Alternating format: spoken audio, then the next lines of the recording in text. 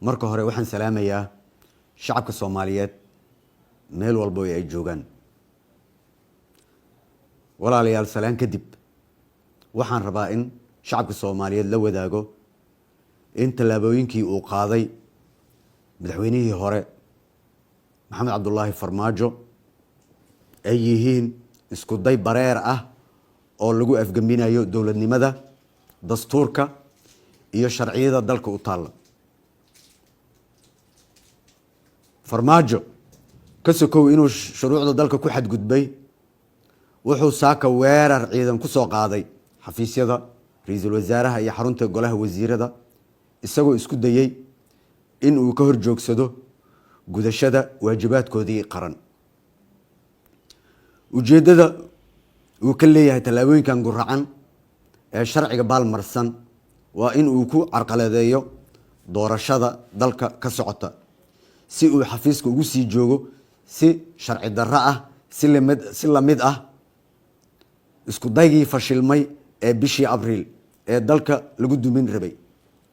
haddaba maadaama uu madaxweynihii hore sida muuqata go'aan ku gaaray in uu burburiyo hay'adaha dawladda isaga oo aan haysan sharciyad, waxaa shacabka Soomaaliyeed u cadeynayaa in xukuumadda federaalka Soomaaliya oo gudanaysa waajibaadkeeda dastuuriga ah, gaar ahaan xilliga kala guurka ah, ay si buuxda mas'uul uga tahay hogaaminta iyo hagista dhammaan howlaha hay'adaha kala duwan ee qaranka.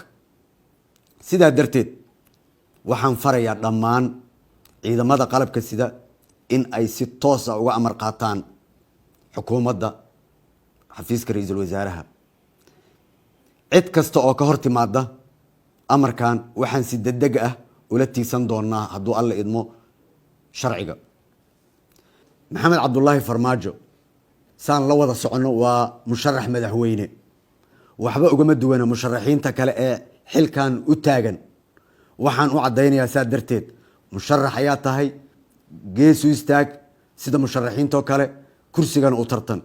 saa darteed ciidamada kama amar qaadan karaan, wax amar ah nama siin karo, maadaama uu doonayo inuu hay'adaha iyo awoodaha qaranka uga faa'iideysto musharaxnimadiisa kuna burburiyo dawladnimada haddii uu waayo dantiisa shakhsiga ah, taasoo ah waan booba ama waan banada.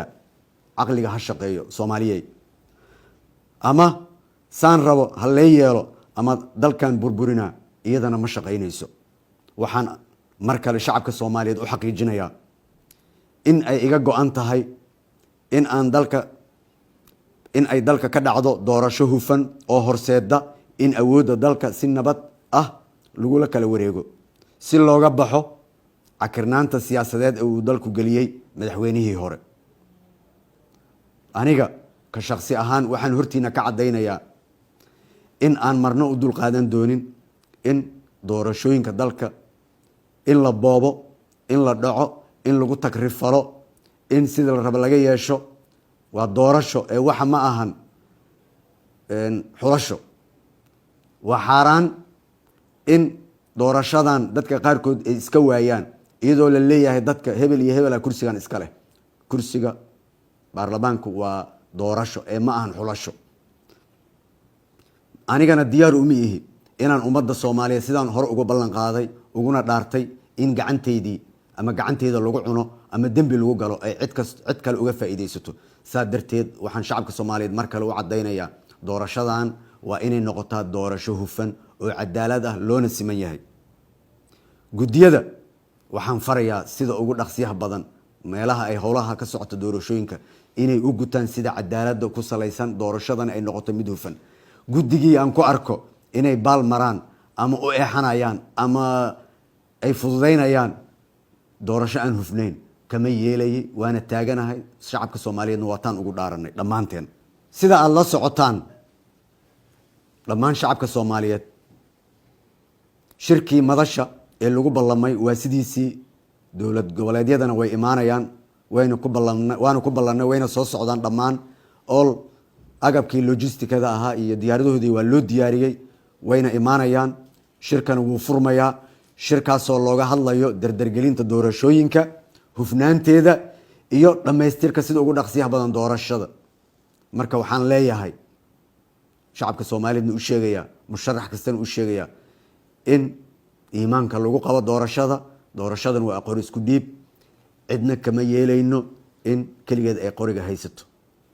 hal heeska maanta waa doorashaha afgambi maya. wassalaamu calaykum waraxmatullaahi wabarakaatu.